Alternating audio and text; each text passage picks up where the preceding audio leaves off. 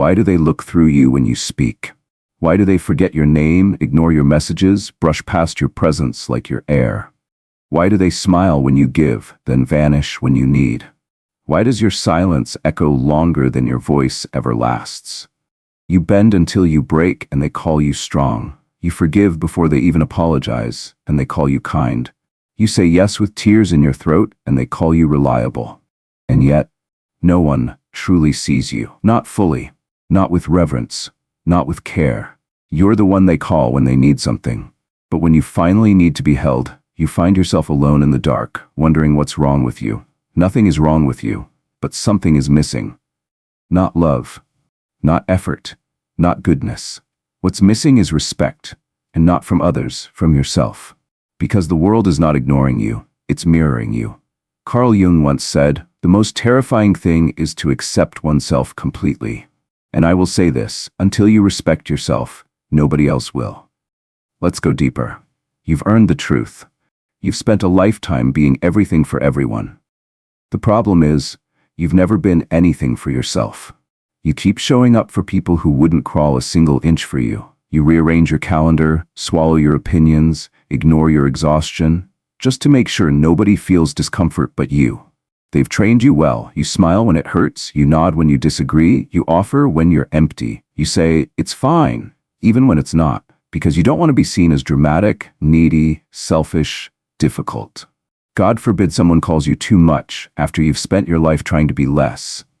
And now, you feel invisible, unappreciated, disrespected, used. You're the emotional dumping ground, the helper, the peacemaker, the one who never complains. They count on your silence, they rely on your guilt, they expect you to fold, and because you do, every time they call you loyal.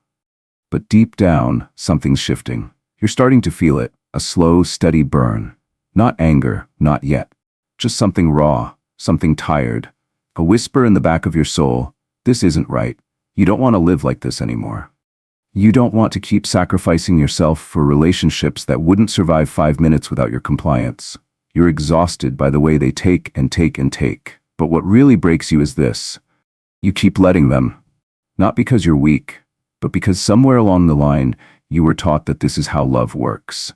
Be easy, be quiet, be useful, and maybe, just maybe, you'll be loved back. But the love never lasts. And the respect? It never comes. Because here's what they don't tell you. You taught the world how to treat you. Not with your words, but with your tolerance. With every time you let someone walk over you without consequence. With every time you accepted crumbs and called it compassion. That's the hardest pill of all. You've trained people to believe your boundaries are negotiable. Because for years they were. But now you're waking up. You're starting to realize it's not that others are cruel. It's that you've never drawn the line. You don't need their permission to be respected. You need your own. And that changes everything. Let's break the illusion. You think the problem is out there. How they treat you, how they ignore you, how they never choose you first. But it's not. The problem isn't them. It's the image of yourself that you've unconsciously projected into the world. Carl Jung wrote, "Your vision will become clear only when you can look into your own heart. Who looks outside dreams, who looks inside awakes." Let that sink in. You've been looking outside your whole life. For answers, for respect, for rescue. But the truth? The raw, terrifying, liberating truth? Everything you're experiencing is a reflection of something within you.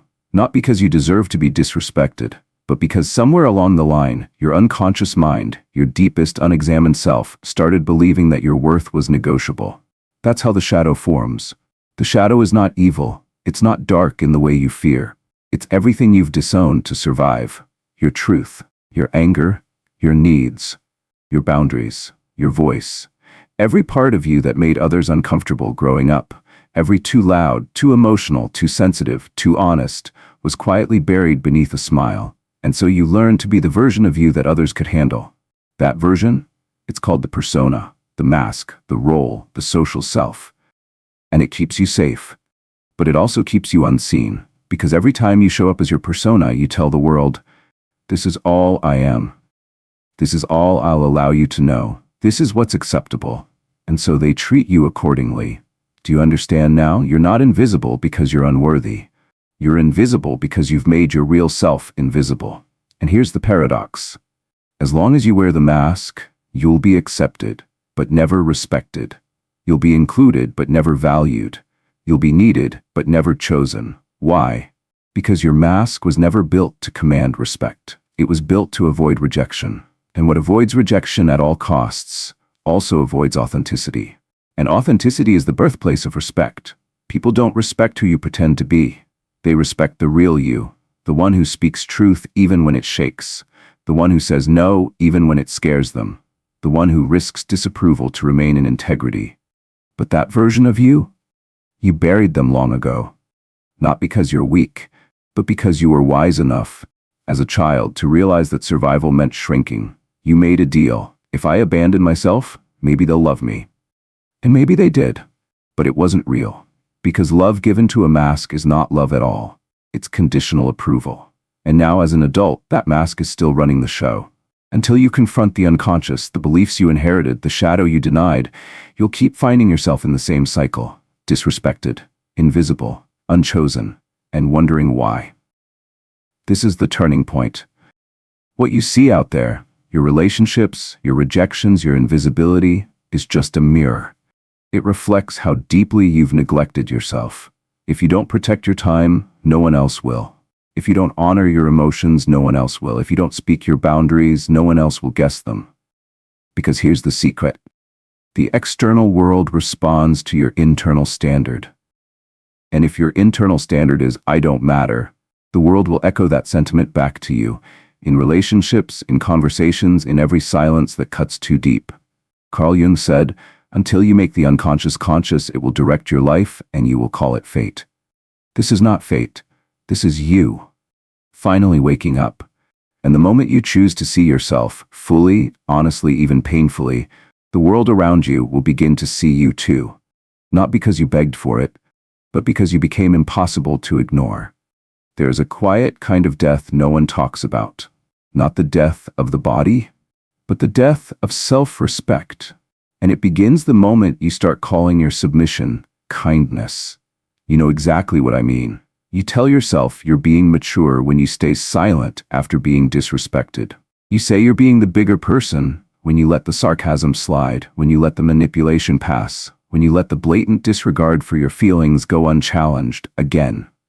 You even call it compassion. But deep down, in the place you don't want to look, you know the truth. You're not being compassionate. You're being compliant.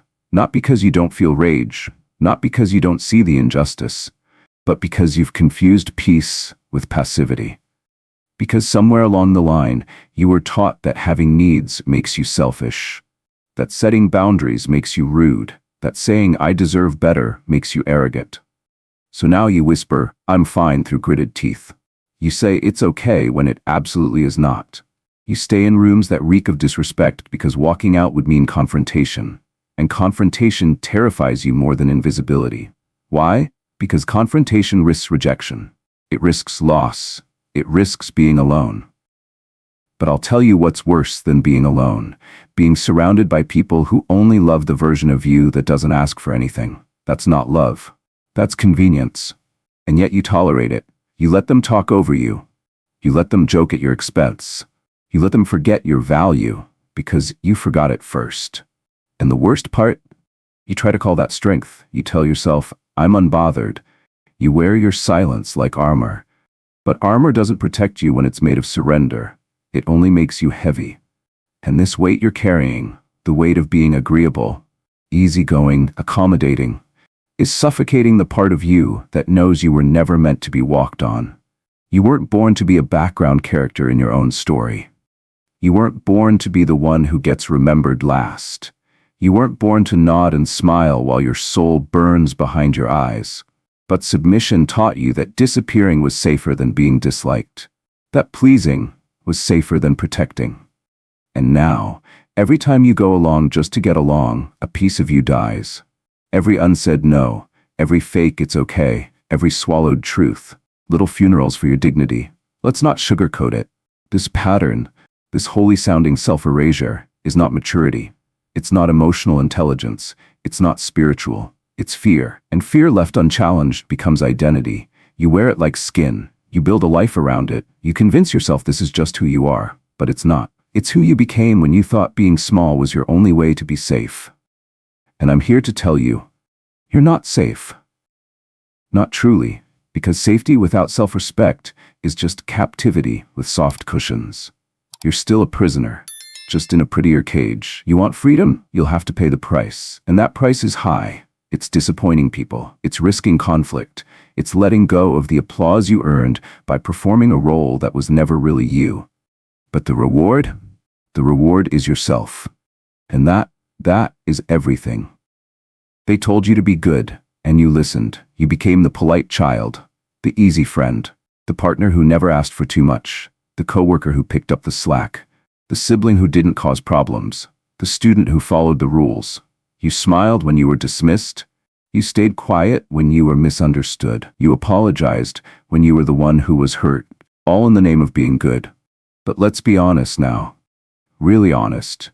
Being good has broken you, because what they called goodness was never about your soul. It was about your obedience. They didn't want your truth. They wanted your silence. They didn't want your voice. They wanted your compliance. And the more you gave it, the more they rewarded you. With what? Approval, praise, temporary affection. You learned early that love was a currency, and your worth was based on how little space you took up. So you shrank, not just in your words, in your expectations, in your body, in your presence, in your very being. You became agreeable, pleasant, easy to digest. They told you this was maturity, but it wasn't. It was conditioning. You were trained to betray yourself, over and over again, to make others comfortable, to make sure no one was ever upset with you, to never rock the boat even when it was sinking. You were taught that the highest virtue was self-sacrifice. And now you can't tell the difference between kindness and self-abandonment. You say yes because you think it's love, but it's not love. It's fear, dressed up in decency. Fear that if you say no, they'll leave. Fear that if you assert yourself, they'll reject you.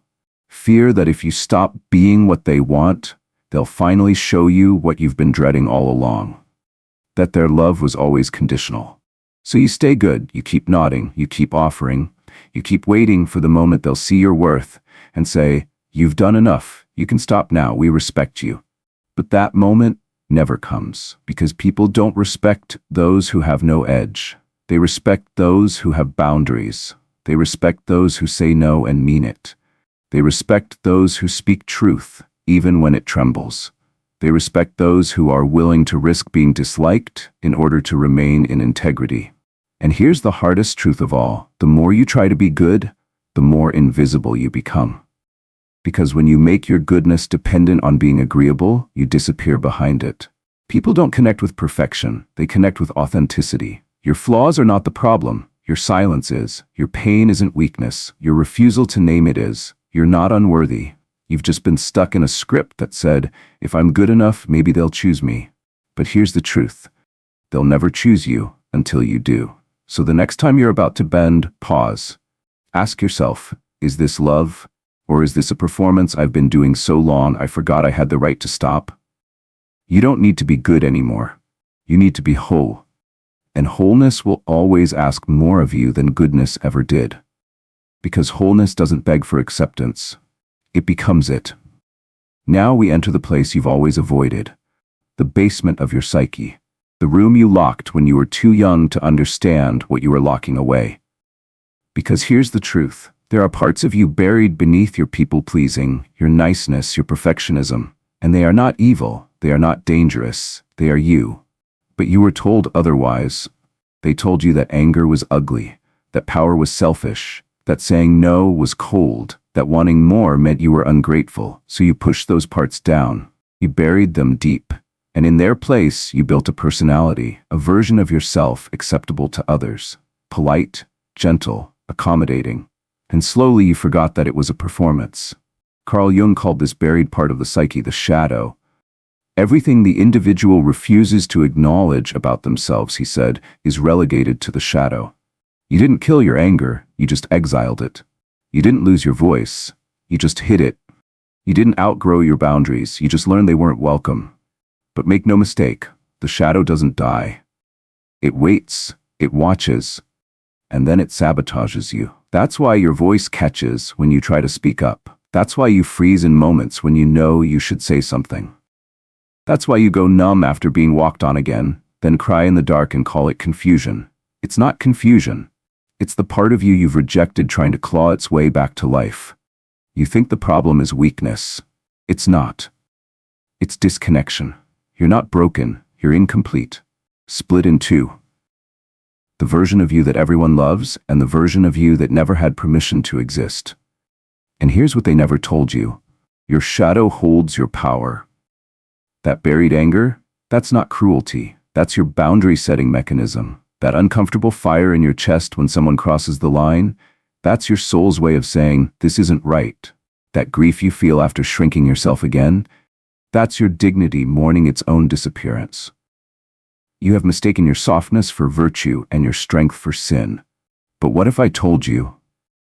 Your anger isn't something to avoid, it's something to listen to. Your frustration isn't dysfunction, it's intelligence. Your shadow isn't your enemy. It's your unclaimed power, screaming through the cracks. You've tried to be whole by being good, but wholeness is not goodness. Wholeness is integration, bringing the buried back to the surface, letting your boundaries live beside your compassion, letting your no exist alongside your empathy, letting your fire burn beside your grace. This is what Jung meant when he said, one does not become enlightened by imagining figures of light, but by making the darkness conscious. This is the path, not to perfection, not to approval, but to integration. It will hurt, it will feel like rebellion, like betrayal, like death. But it's not death, it's resurrection. You will reclaim your voice, not the polite version, the true one. You will feel your anger, not to destroy, but to protect. To draw the line, to stop explaining your worth. You will risk being misunderstood, because finally you'll understand yourself. And in that moment, something shifts. You stop tolerating what you used to excuse. You stop chasing people who only loved your submission. You stop begging for respect and begin embodying it. You become the version of you that doesn't need to prove anything because your very presence says, I am here, I matter, I won't disappear for you anymore. And when that happens, everything changes.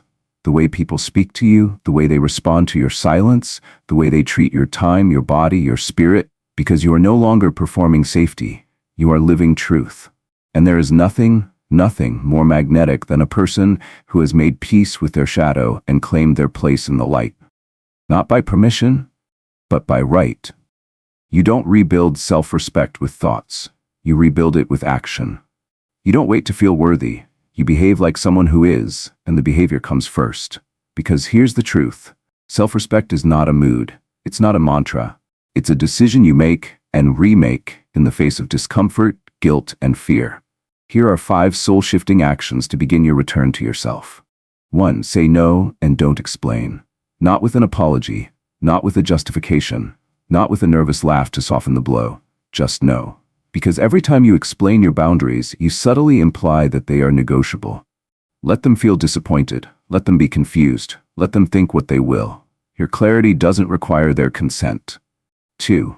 Pause instead of pleasing.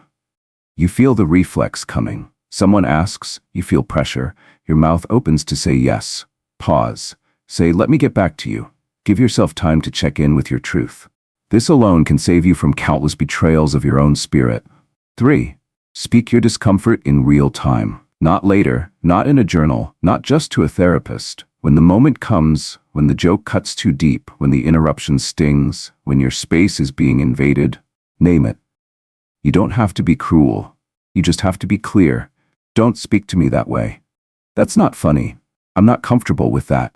Say it out loud, right then. 4. Remove yourself from disrespect without drama. You don't need to beg for better behavior. You don't need to wait until it gets worse. When someone shows you they cannot meet you with dignity, leave the room, the text thread, the dinner table, the relationship. Not to punish them, but to protect your peace. 5. Prioritize solitude over disrespect. If the fear of being alone keeps you in places that hurt you, the problem isn't loneliness, it's emotional dependency. Learn to sit with yourself. Take yourself out. Listen to your own silence. Make your own company your sanctuary so you never again beg for love in places that cost you your soul. These aren't tips, They're acts of reclamation. They will feel strange at first, like rebellion. But they're not. They are the return to your natural state. A self-respecting human being who no longer asks for permission to exist. This is the part where you stop pretending you don't know what's happening. You felt it your whole life. The ache, the resentment, the fatigue that comes from trying to be good enough for a world that refuses to respect someone who refuses to respect themselves. The patterns weren't accidents. They were mirrors. Your boundaries were missing, so people crossed them. Your voice was buried, so no one heard you. Your worth was doubted, so you were treated like an afterthought. It hurts, but now you see it. And what you see, you can no longer unsee.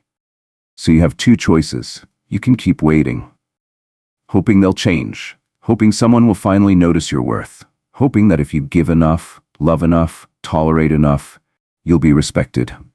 Or you can decide. Decide to end the cycle. Decide to speak. Even if your voice shakes. Decide to walk away from people who only love your silence. Decide to stand alone if that's what it takes to finally stand whole, because your life isn't waiting to be rescued, it's waiting to be reclaimed. And no one can do that for you but you. Carl Jung said, until you make the unconscious conscious, it will direct your life and you will call it fate. This is your moment to stop calling it fate, to stop calling it bad luck, to stop calling it just how people are. No, this is not fate. This is the reflection of a you who was never taught how to say, I deserve more. But now you know. And now that you know, you can choose. Let this be the first moment you do. Choose to respect yourself. Choose to become someone the world cannot ignore. Not because you shouted, but because you finally showed up as someone who knows they belong. No more begging, no more shrinking. Stand up, show up, speak up, and never again forget. Until you respect yourself, nobody else will.